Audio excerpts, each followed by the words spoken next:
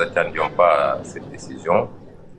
Je crois que c'est un peu exagéré de qualifier ce dossier de dossier judiciaire d'ailleurs.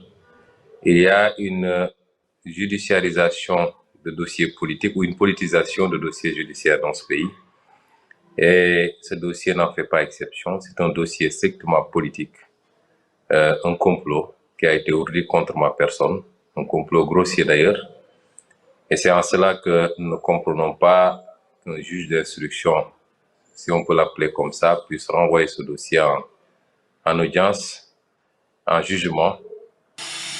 Alors, vous avez dit que vous avez finalement décidé de vous rendre à cette confrontation avec mademoiselle Adji Sarr après que plusieurs de vos partisans et d'autres membres de la société civile vous ont demandé de déférer disons, à cette convocation.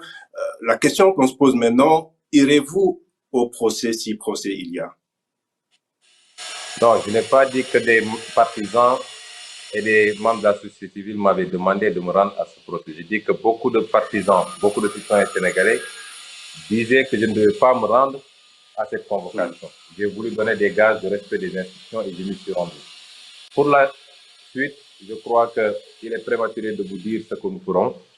Nous discutons avec tous ceux qui sont autour de nous, que ce soit les avocats, mais également les parents, les militants et les sympathisants.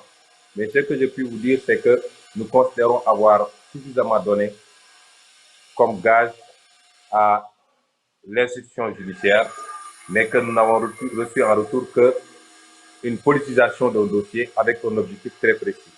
Vous savez que dans 13 mois, il y a une élection présidentielle au Sénégal. Vous l'avez rappelé vous-même à l'entame, je suis candidat à cette élection présidentielle. Et vous savez également que nous faisons partie des acteurs les mieux placés aujourd'hui pour remporter cette élection présidentielle. Nous avons un président de la République qui est là depuis 10 ans, qui doit faire son deuxième et dernier mandat, qui n'a plus le droit à candidater, mais qui nous a habitués à une méthode qui est d'utiliser la justice, d'instrumentaliser la justice pour éliminer des adversaires politiques. Monsieur Sonko, vous dites que ce procès est politique. Est-ce la raison de ce rassemblement que vous avez organisé ce week-end dans la banlieue dakaroise avec ce meeting de Keur Massar? Est-ce que, autrement dit, vous avez décidé d'apporter une réponse politique à cette affaire? Évidemment, je préciserai d'abord que ce meeting avait été prévu avant même que le juge rende son ordonnance. C'est la semaine dernière que nous avions décidé d'organiser ce meeting et qui s'inscrit dans le cadre de nos activités politiques ordinaires et que nous avions en conséquence déposé pour les formalités administratives. L'ordonnance du juge est intervenue 4 ou 5 jours plus tard et nous ne préjugions pas que l'ordonnance allait échoir et qu'il allait comporter les termes qu'elle comporte. Ceci dit, depuis le début de cette affaire, nous avons toujours apporté une réponse politique. Nous avons toujours dit que c'est un dossier politique avec l'instrumentalisation de la justice sénégalaise. Et nous avons toujours apporté une réponse politique. Rappelez-vous, il y a 2 ans, nous avons appelé les Sénégalais à dire non. Et nous avons assumé d'appeler les Sénégalais à dire non et à faire face à cette énième tentative de Macky Sall d'éliminer des adversaires politiques en instrumentalisant la justice. Mais pire encore, cette fois-ci, en complotant et en entraînant toute la hiérarchie dans ce complot-là. Dans ce complot, on a cité des autorités, de hautes autorités de la gendarmerie. J'ai parlé du procureur tantôt. Le juge d'instruction vient de s'ajouter à cela. Il y a des avocats qui ont été cités, impliqués, avec des preuves. Et c'est pour cela que j'avais très tôt appelé les Sénégalais à faire barrage et à dire non. Aujourd'hui, je maintiens ce que je vous dis. Nous allons continuer à apporter une réponse politique à ce dossier parce qu'il est simplement politique, il n'a rien de judiciaire. Alors, Monsieur Sonko, la situation politique au Sénégal est bien évidemment tendue.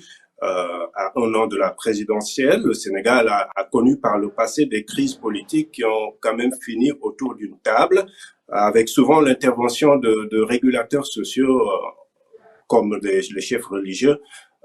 Qu'est-ce qu'il faut aujourd'hui pour une décrispation, un dégel de la situation? Ce qu'il faut, c'est d'abord que le président Macky Sall revienne à la raison.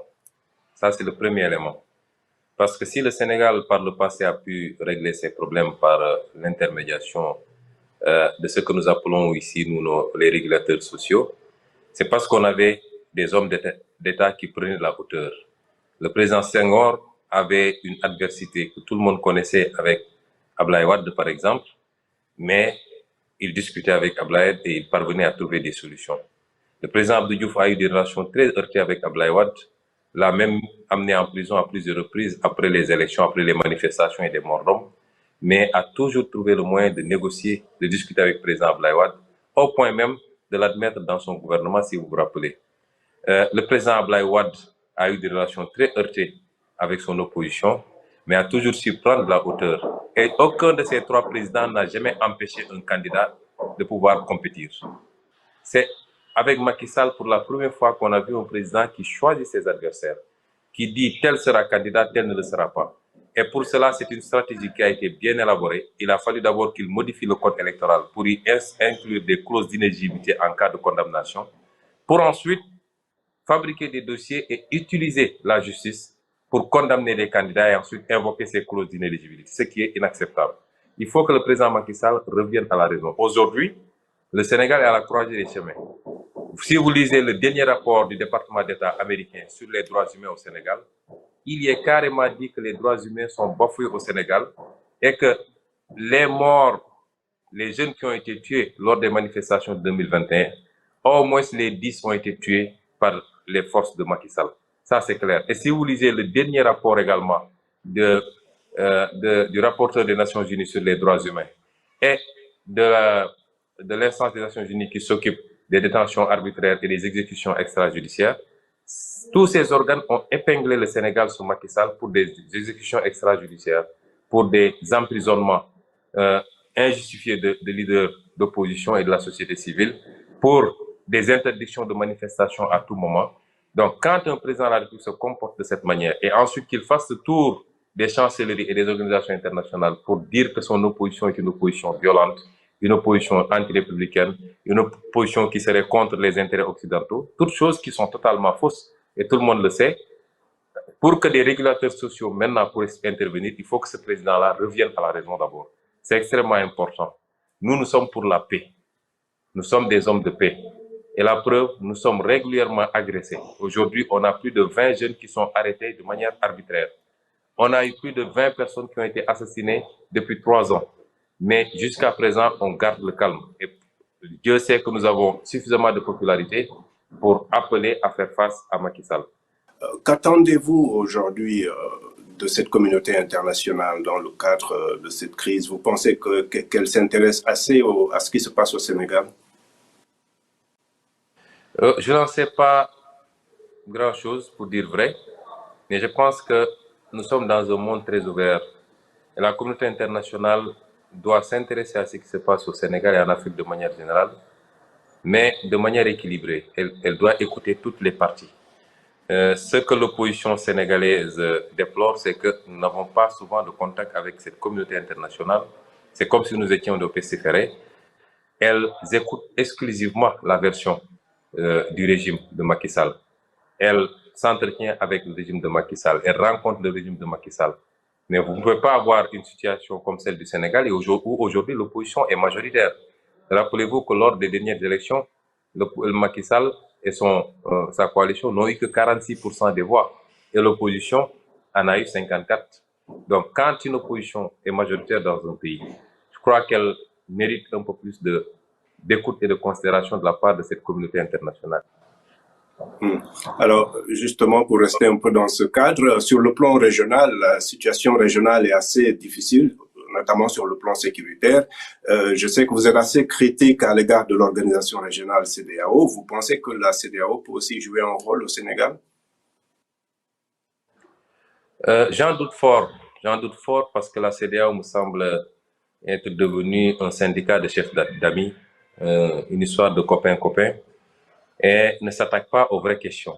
Quand je vois la CEDEAO prendre un certain nombre de résolutions contre les coups d'État, alors que la CEDEAO n'ose pas s'attaquer aux causes des coups d'État, les manipulations constitutionnelles pour avoir des 3e mandats ou des 4e mandats, les mandats à vie, la malgouvernance les détournements de deniers publics qui finissent par frustrer les populations à tel point qu'elles se soulèvent. La CEDEAO n'ose pas s'attaquer à ces questions-là, mais elle se préoccupe plutôt de la protection des présidents les uns les autres pour qu'ils ne soient pas éjectés du pouvoir.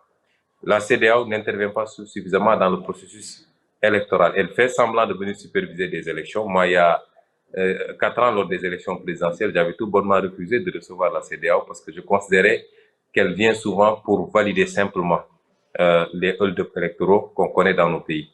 Je ne pense pas Alors, que la CEDEAO...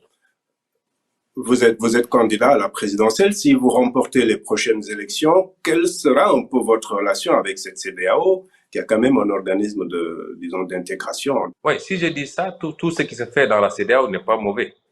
Je dis que sur le plan politique, il y a un problème par rapport à ce qui se fait au niveau de la CEDEAO.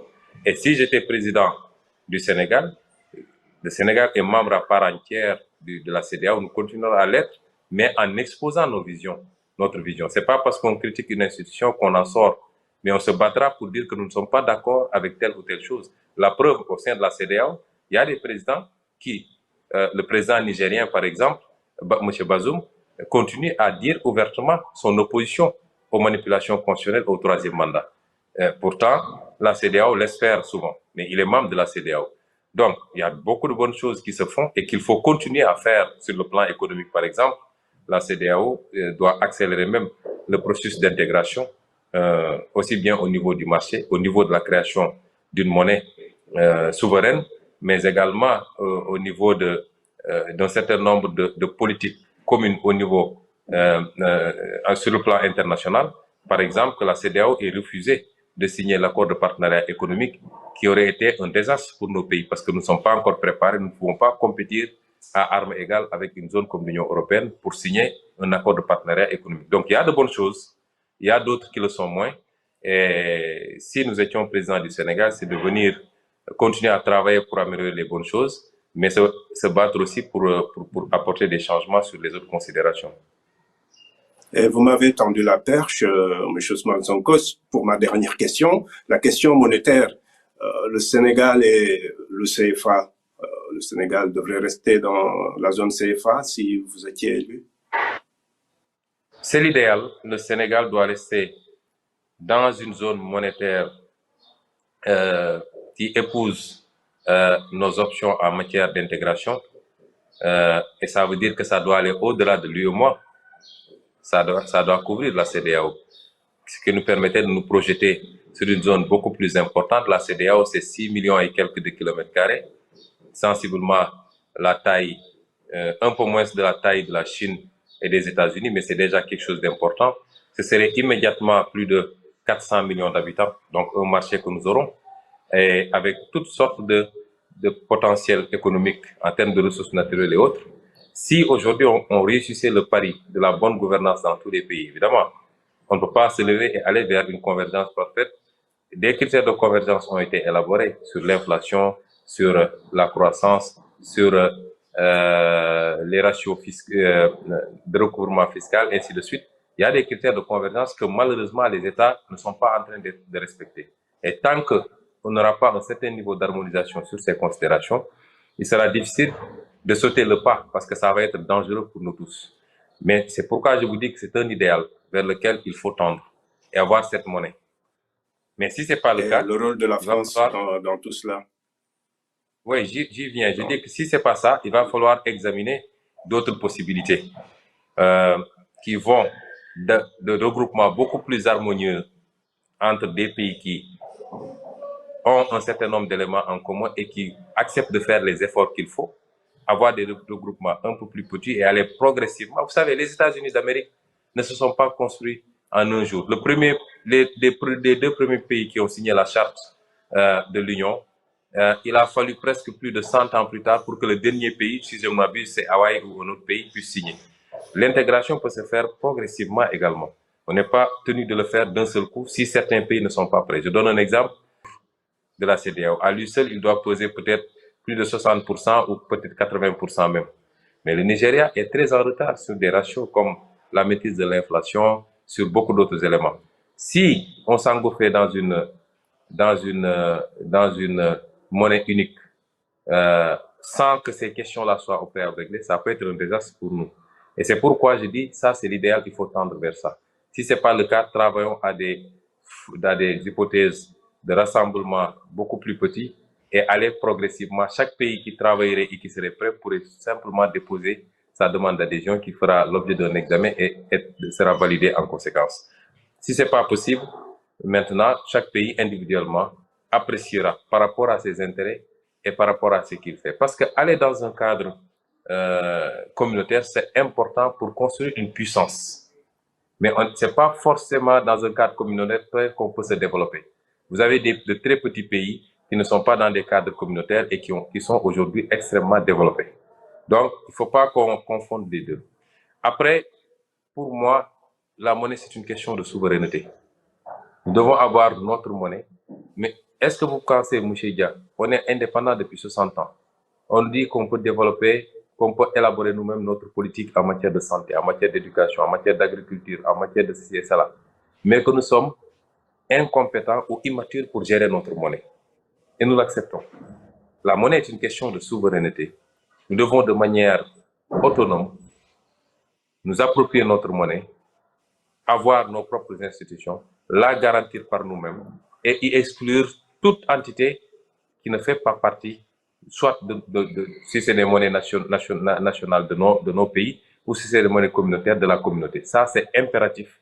Et nous considérons aujourd'hui qu'il est plus qu'urgent que dans l'espace CEDEAO ou individuellement dans nos pays, nous réfléchissions à cela parce que le franc CFA présente les inconvénients qu'on vous a toujours donnés. Il est surévalué. Il ne nous permet pas d'être compétitifs à l'étranger. Il ne nous permet pas de nous endetter sur nos monnaies locales, ce qui fait que même notre dette subit l'effet de la fluctuation monétaire. Il est temps que... Et beaucoup d'autres considérations, si je devais énumérer, c'est beaucoup de choses. Et la seule chose qu'on nous donne comme avantage, c'est qu'au moins c'est une monnaie stable parce qu'elle est garantie.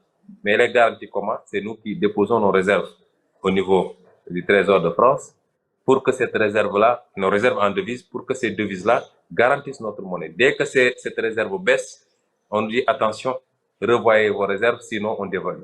Donc c'est nous-mêmes qui garantissons nos monnaies. Est-on si incompétents et si immatures pour ne pas pouvoir gérer de la monnaie? C'est ça la grande question. Alors que dans tous les pays du monde, les gens gèrent eux-mêmes leur monnaie et parviennent à s'en sortir. Monsieur Ousmane Sonko, merci beaucoup. Et c'est moi qui vous remercie.